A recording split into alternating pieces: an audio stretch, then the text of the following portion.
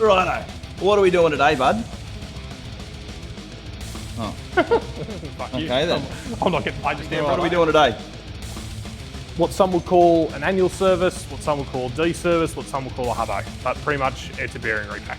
It's coming apart. This trailer we believe been in floodwater. Judging by underneath it how bad it is, the rust of the chassis. We knocked the hubcaps off this November last year to do a set of brake drums and an airbag repair, and we noticed some severe water damage and real just separation of grease on bearings. So we took that back to the customer. They sort of said, look, we need the trailer. It was doing very, very, very limited driving work. It was more being used as a storage van at the time. So we finally had 5 minutes to get it here. We finally got into our new shed, so it's time. So it's put it up. Me and Daniel are going to fucking pump this. We reckon between the two of us in sort of a day and a half, 2 days, we're going to have this spun around and out of here as long as we don't find too much damage. It's a Pandora's box. The more you open it, the more you find. So let's get into it.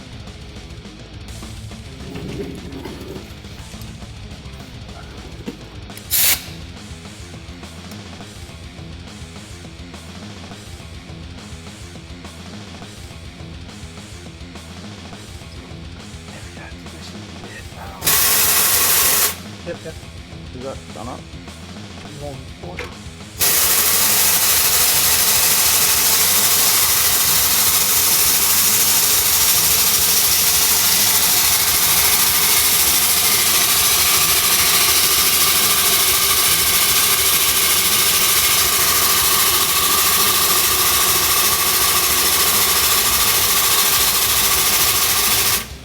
Can you jump on that wheel somewhere? I'll check these squirrel bushes.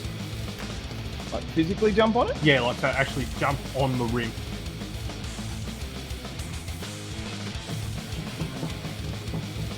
Ooh, that's got a bit of movement. Other one? No, one was enough. I could feel both, but that one there's definitely got a little bit of movement. Not bad, but a bit. All right, you want to grab us a 20-ton jack stand, mate? The black one just down the end of the trailer. Oh yeah, copy. This up, we get the next one. What we may have to do though is just reposition this jack slightly. Can you go down with the jack, go underneath that U-bolt, and I can get this in the centre.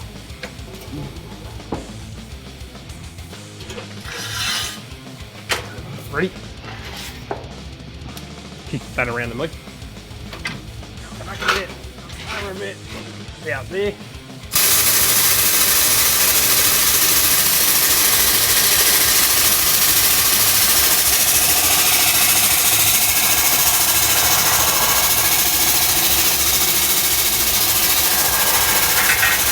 Okay, go.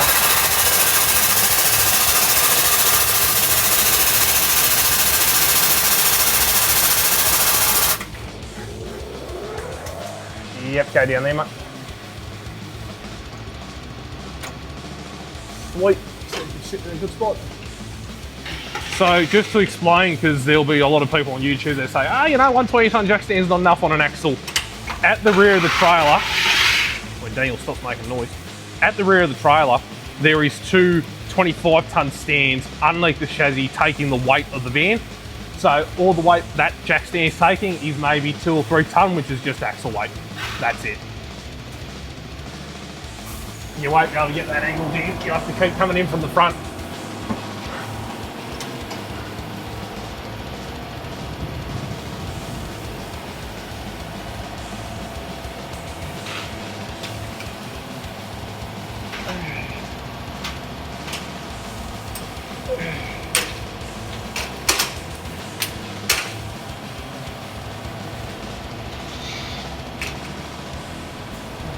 But how much does this trailer weigh, Cal? It's a 48 footer. It's an FTE, so don't hold me to it. It'll be somewhere between the 9-10 ton mark, I'd reckon, maybe a little bit heavier. So technically speaking, a 25-ton floor jack would actually hold the whole trailer up, wouldn't it? Oh, it would, but I wouldn't recommend it. Just wouldn't balance. Yeah, it wouldn't be well with balance, but it'll do it. Hang on a minute. We need two jacks, yeah? 2 jack stands, yep. but you want to check these spring line bushes. Yeah, so just go grab your stands. We'll air it up in a minute.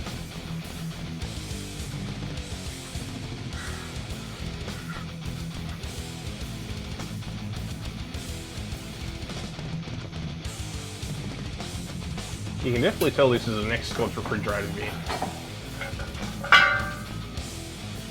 Ugh.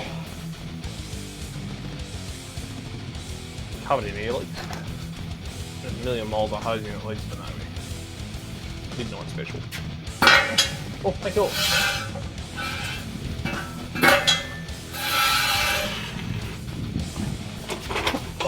Ow!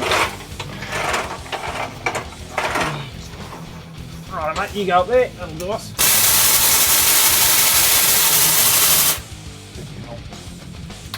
Shouldn't say that on camera. Twist your knob. Twist your knob. Fucking hell.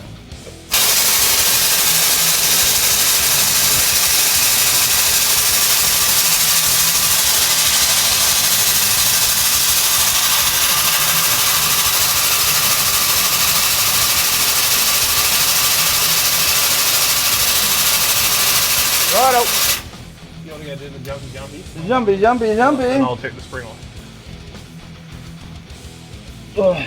This one's definitely walking around. Feel a huge touch. Jumpy. Oh. No, can you come to the left side, please, and jump on this one? Jumpy left side. Yep, this one feels like she's a bit of play. Okay, yeah, you're off.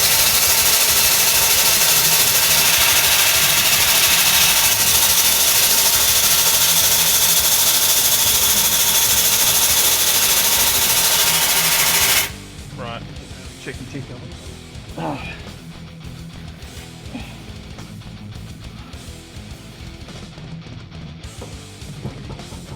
Oh, same problem here. Come over the left side.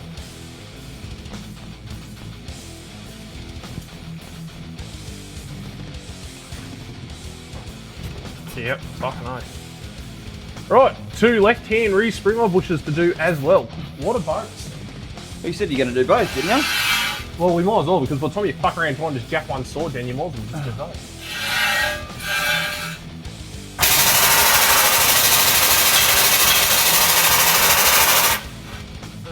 That's it straight. Who's down here? Right, big boy, drop it down. Dropping down. Going down. Stop. Go back up. I'm not happy with that. You're never happy with that.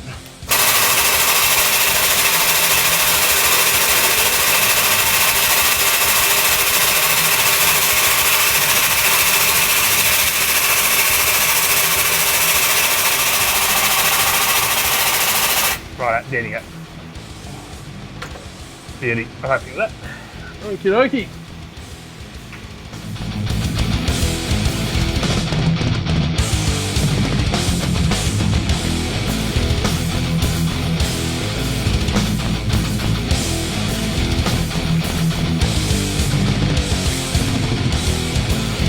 What are we doing here, Cal? Fighting with the BPW hubcap. Because that one will not come off. Oxy? No. 3 times torque multiplier. Oh, bigger rattle gun. Bigger out of them. Big ugga duggers. Big ugga dugger. Yeah, no. So that does not look too healthy. We don't know what that one looks like yet. We'll have a look at it in a minute. But yes, all we're going to do, take the pin out, unscrew the hub nut, and root the hub off. And then 2 circlips, knock 2 bearings out, and we go from there.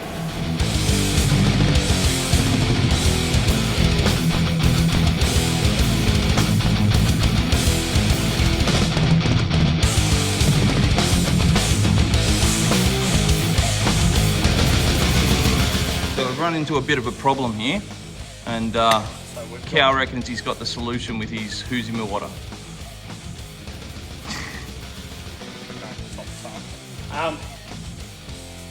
This is what we call 3 times torque multiplier. So 300 newton meters, 2,000 foot count, 2,200 foot count torque.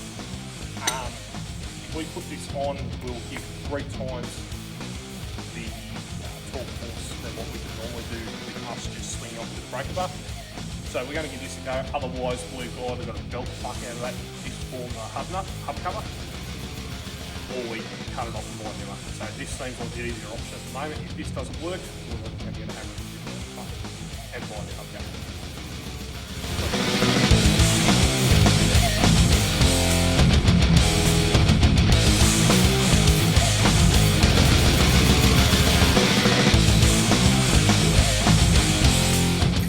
So Cal, we're just going to explain to people why you're backing these slack adjusters off and what they are. So the slack adjuster is the adjustment point for your drum brake shoes. So imagine we talked about last video, the video before, I think it was about Ranger, had a similar situation. He had a hub come off, had an S-cam tube come out on him. So attached to the end of that S-cam tube is effectively our slack adjuster. And our slack adjuster does exactly what its name is. It adjusts slack. So when you put your foot on the brake, that slack adjuster to that S-cam tube will push out. Now, rule of thumb is you want between a quarter and half a turn for your brake. And by me winding it all the way off, so give you an example, this would be all the way on. We push the brake on, we do it all the way up rock tight.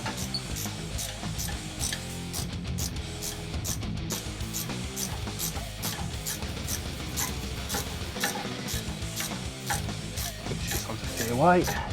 Okay, Daniel, if he tries to turn that wheel right now, the brake would be locked on. Now, if I gave Daniel half a turn off, which in these is 3 clicks, so 1, 2, 3, Daniel will be able to turn that wheel now. There's no drag on the brake that you can hear. That's the perfect situation of a brake adjustment. What I'm doing is sometimes when your brakes wear down, like rotors on a car would, you get a lip on your rotor. You can get the exact same thing on a brake drum. You can get a lip on it. Now we're trying to take the whole hub assembly off as one. We don't want to have to separate the wheels, the brake drum, then get to the hub. We're going to wind the brake all the way off to close the brake shoe up, clear the lip, and then slip. When I undo the hub nut, it's going to pull it off the thread, and we're going to slide the whole assembly off. So that's what we're doing right now. So if we were to back this all the way off, you would see the slack adjuster here would actually start pushing out towards me when it's got nothing left, when it's all the way home.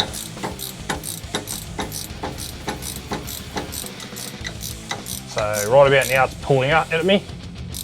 So let's give it a couple just to see, and there we go. So that's pulled right out at me now, that brake is all the way off. So even if we put my foot on the brake, it's probably not going to stop that wheel now.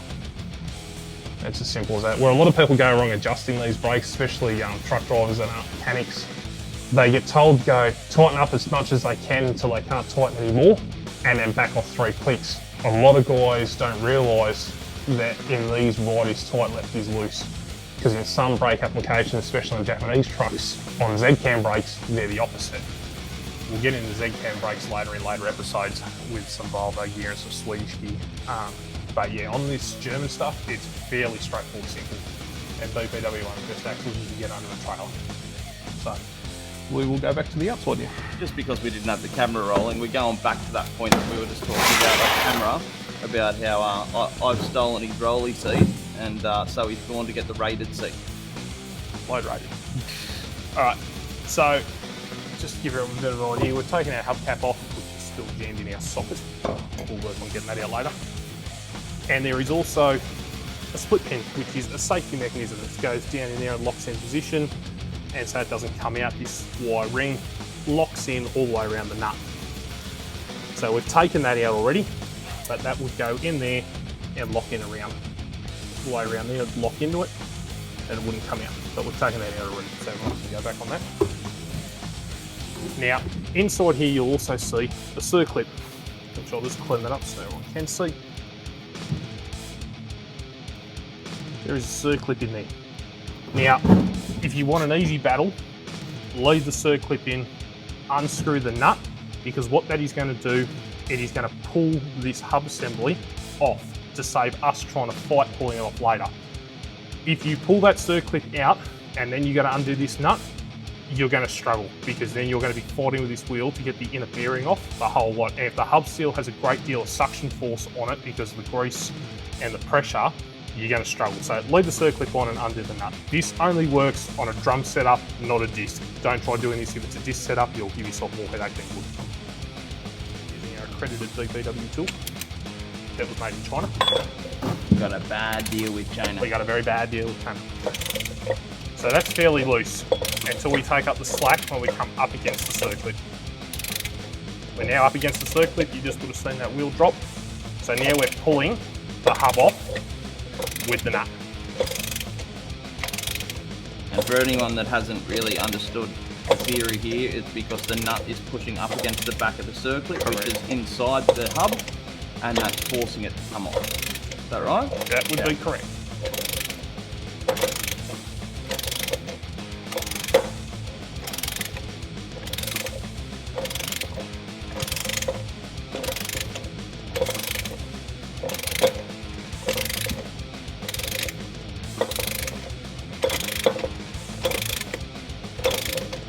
Do keep an eye on it because you don't want it to drop off and damage the end of the thread. So is this why we don't use a rattle gun? This is why we don't never use a rattle gun on a hub nut, unless it's the very early Hendrickson stuff that was twin nut and the lock nuts are stupidly seized up tight. Bit of a different story. That's a twin nut setup. There we go. As you see, it just dropped off. We're not going to turn anymore because you want to keep turning. Now we're going to damage the end of the stub axle. So what are we going to do now? So now we're going to get our OHS accredited forklift and use it as a wheel dolly. But as everyone can probably see, that That's has what you need a dropped set off. of those wheel dollies, like what you put under, cars and panel beating shops. No, you don't necessarily them. You actually need the ones that have got a jack on it, designed for heavy vehicle wheel So guns. why don't you have it? Because YouTube hasn't sponsored good enough yet to go buy such Oh, is that what it is? things. Maybe we can get T&E tools. Oh, mate, there's a lot of good sponsors that could. If T&E wanted to come here and just kit the workshop out for us, we'd greatly appreciate it. 100%. And my one at home as well for the light vehicles. The workshop that's slowly getting there. Oh, it's come a long way since I went to Tasmania. That's because you bought everything in Tasmania home with you. That's because that workshop wasn't kitted out until I kitted it out. So we'll quickly rip this one off. You guys can see what we're looking at, and then we're going to time lapse the rest of this just to get it going a bit quicker.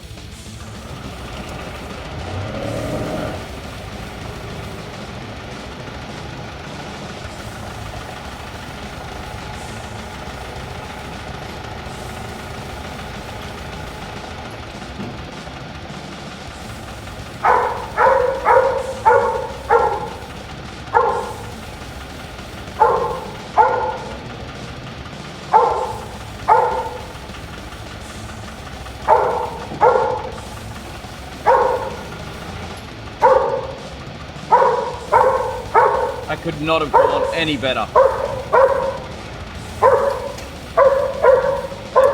Dogs don't like it when engines are running. Charlie serves to notify us whenever anyone's coming into town or in the driveway. So there you have it. Daniel comes up here when he wheels his way up slowly.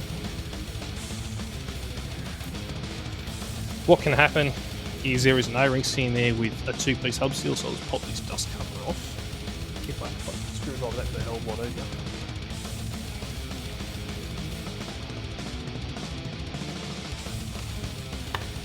Wheels on the bus go round and round, round and round, round and round.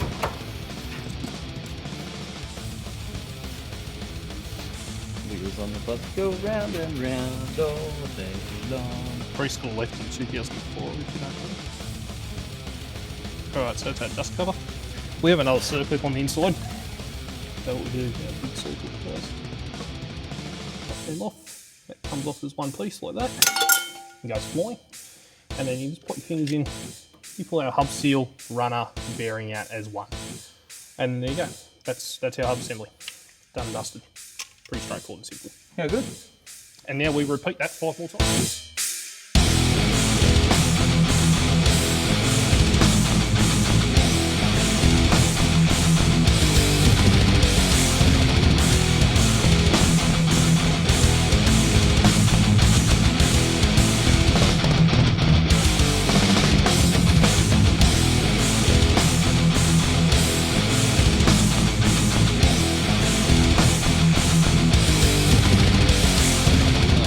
All 3 wheels on this side are all off, as you can see. They're all lined up here to have bearings redone in them. And now we'll move on to the next side.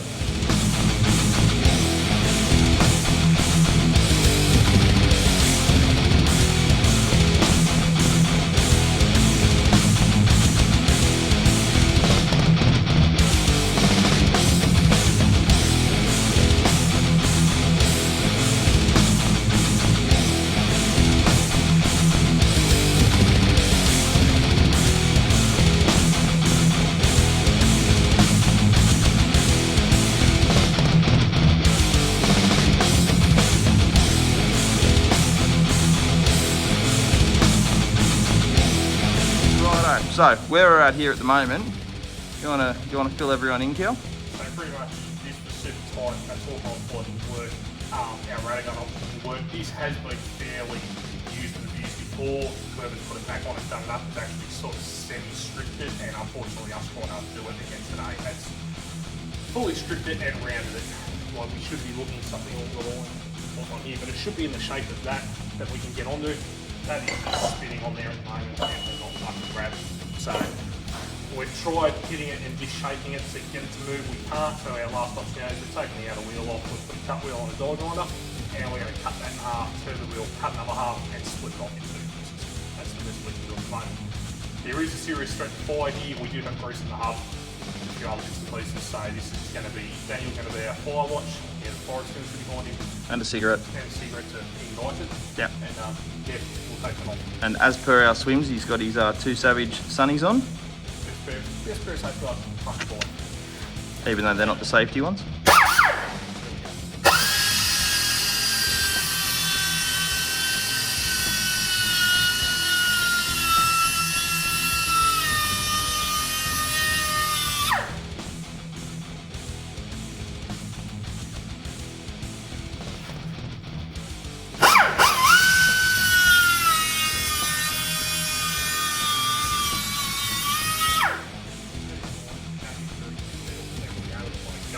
Just to the point of through the hubcap, so it was able to whack the. However, I think Daniel did lock the brakes on. Yes, he did. I now can't turn that, so now we have to go near the trail. To turn the upper end. I wound them on. Where are you going? You don't need to turn the air off. I wound them on. I used the slack adjuster. Yeah, with the slack adjuster. Well, yeah, I can or you can.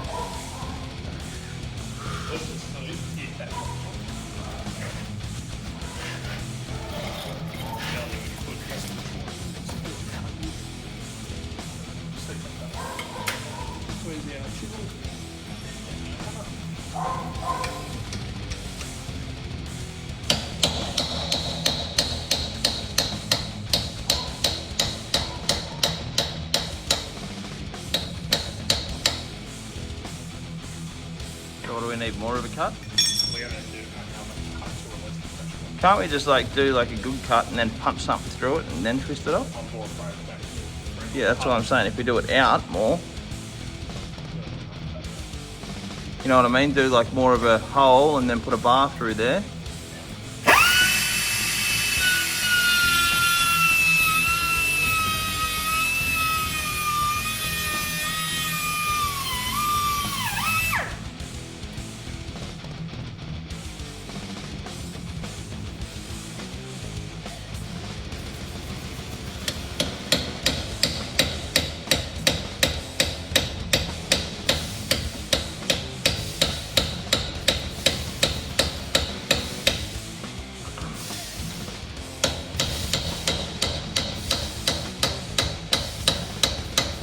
He's moving.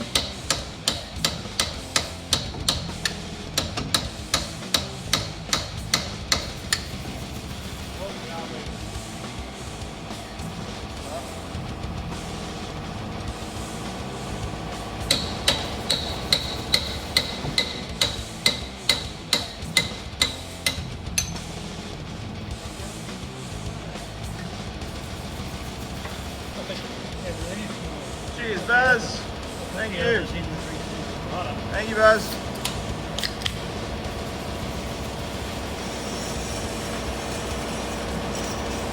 This is actual Coke without additives. Yeah. Oh yeah.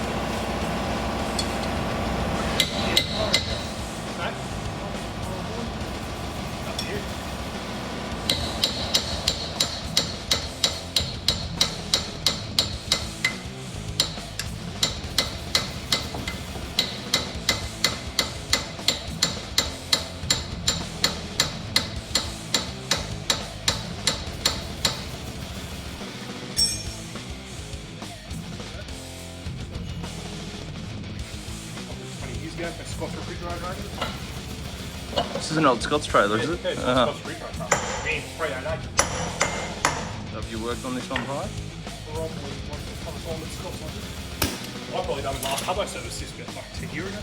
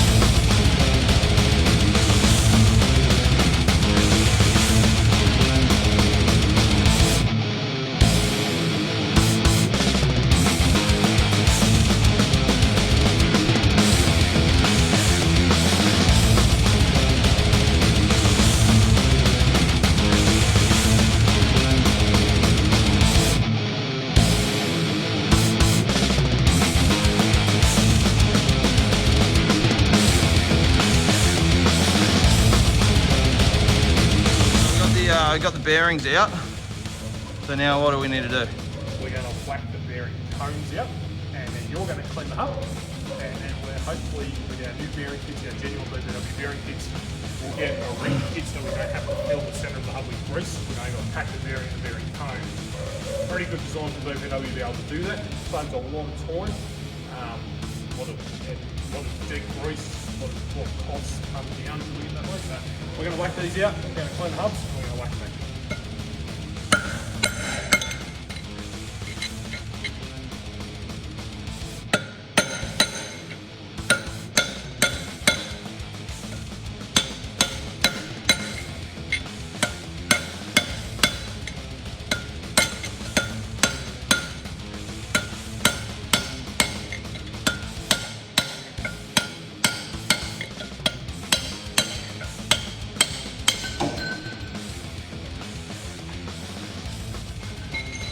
There goes the bearing cone.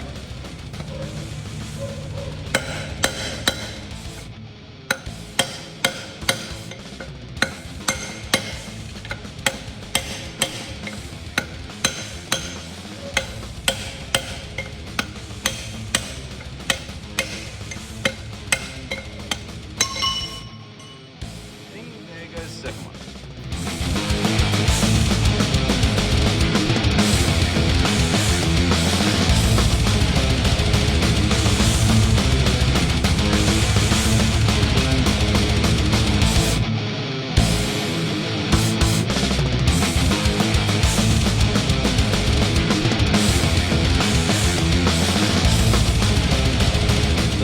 After a very long time lapse and a big change of plans, we have the hubs all cleaned out and all the parts sitting there soaking for install tomorrow. Just got to clean off the stub axles and then we'll be good to put them all back together. Stay tuned for the next part.